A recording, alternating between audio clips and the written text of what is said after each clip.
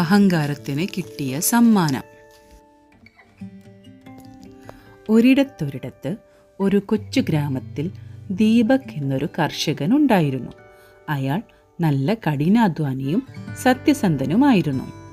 എന്നാൽ ദീപകിൻ്റെ യജമാനൻ പുഷ്കരൻ ദുഷ്ടനും ദയയില്ലാത്തവനും പിശുക്കനുമായിരുന്നു. ദീപക് പകലന്തിയോളം പണിയെടുത്താലും വളരെ കുറച്ച് കാശ് പുഷ്കരൻ കൂലിയായി കൊടുത്തിരുന്നുള്ളൂ. ദീപകിൻ്റെ കുടുംബം ഉള്ള കാശ് കൊണ്ട് ആർഭാടങ്ങളൊന്നുമില്ലാതെ സന്തോഷത്തോടെ ജീവിച്ചു. ഒരു ദിവസം പുഷ്കരൻ കിടന്നുറങ്ങുമ്പോൾ ഒരു സ്വപ്നം കണ്ടു. അടുത്തുള്ള കാട്ടിലെ ഒരു ഗുഹയ്ക്കുള്ളിൽ ഒരു നിധിയുണ്ടെന്ന്, ആ നിധിയുടെ കാവൽക്കാരനായി ഒരു വലിയ പാമ്പുമുണ്ടെന്ന്. അയാൾ സ്വപ്നത്തിൽ നിന്നും ഞെട്ടിയണീറ്റു. എന്നിട്ട് ഉറക്കെ പറഞ്ഞു, ഹായ് നിധി, ഗുഹക്കുള്ളിൽ നിധിയുണ്ട്, അത് എൻ്റേതാണ്, എനിക്ക് വേണമത് എന്ന് പറഞ്ഞുകൊണ്ടിരുന്നു. അടുത്ത ദിവസം തന്നെ നിധി കൈക്കലാക്കണമെന്ന് കരുതി പുഷ്കരൻ ദീപക്കിനിയായി കാട്ടിലേക്ക് പുറപ്പെട്ടു. പുഷ്കരൻ സ്വപ്നത്തിൽ കണ്ടതുപോലുള്ള ഒരു ഗുഹ അവിടെ അവർ കണ്ടെത്തി. അയാൾക്ക് സന്തോഷം അടക്കാനായില്ല. അയാൾ ഗുഹയിലേക്ക് കടക്കാൻ ഒരുങ്ങിയപ്പോഴാണ് വലിയ പാമ്പിനെ ഓർമ്മ വന്നത്. അയാൾ ദീപക്കിനോട് ഗുഹയിൽ വല്ല മൃഗങ്ങളുമുണ്ടോ എന്ന് നോക്കാൻ പറഞ്ഞു. ദീപക് പേടിച്ച് ഗുഹക്കുള്ളിലേക്ക് നടന്നു. പുറകിലൂടെ പുഷ്കരനും നടന്നു. അവർ പേടിച്ച പോലെ വന്യമൃഗങ്ങളെയൊന്നും ഗുഹക്കുള്ളിൽ കണ്ടില്ല.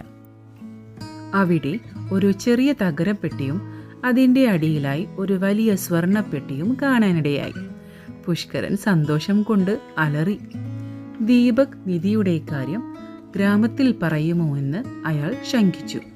പുഷ്കരൻ ആ തകരപ്പെട്ടിയെടുത്ത് ദീപകിൻ്റെ തലക്കടിച്ചു. ദീപക് അടികിട്ടി കുഴഞ്ഞ് അവിടെ വീണു. എന്നിട്ട് തകരപ്പെട്ടി വലിച്ചെറിഞ്ഞു. പുഷ്കരൻ ആർത്തിയോടെ ചെന്ന് സ്വർണ്ണപ്പെട്ടി വാരിപ്പുണർന്നു. എന്നിട്ട് അയാൾ അട്ടഹസിച്ച് ചിരിച്ചുകൊണ്ട് പെട്ടി തുറന്നു. അയാൾ പകച്ചു നിന്നുപോയി. എന്താണെന്നോ, ആ സ്വർണ്ണപ്പെട്ടിയിൽ അയാൾ കരുതിയതുപോലെ ഒരു ആഭരണങ്ങളും ഉണ്ടായിരുന്നില്ല. പകരം ഒരു വലിയ പാമ്പായിരുന്നു അതിനകത്തുണ്ടായിരുന്നത്. അയാളുടെ നേരെ ആ വലിയ പാമ്പ് പത്തി വിടർത്തി നിന്ന് ചീറ്റി. അയാളുടെ നെറ്റിയിൽ ആഞ്ഞു കടിച്ചു. അയാൾ ആ നിമിഷത്തിൽ തന്നെ പിടഞ്ഞു മരിച്ചു. ആ വലിയ പാമ്പ് ഗുഹയിൽ നിന്ന് പുറത്തേക്കിഴഞ്ഞുപോയി. കുറച്ചു കഴിഞ്ഞപ്പോൾ ദീപക്കിന് ഉണർച്ച വന്നു. നല്ല ശക്തിയായ വേദനയുണ്ടായിരുന്നു അയാൾക്ക്. അയാൾ പതിയെ എഴുന്നേറ്റു. ആ കാഴ്ച കണ്ട് അയാൾ ഞെട്ടി. തൻ്റെ യജമാനൻ അതാ നീല നിറത്തിൽ താഴെ മരിച്ചു കിടക്കുന്നു.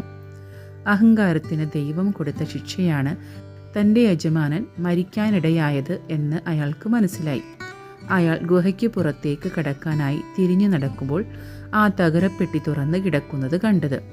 അതിൽ നിറയെ സ്വർണ്ണ നാണയങ്ങളും ആഭരണങ്ങളും പെട്ടിക്കകത്തും പുറത്തുമായി ചിതറിക്കിടക്കുന്നു.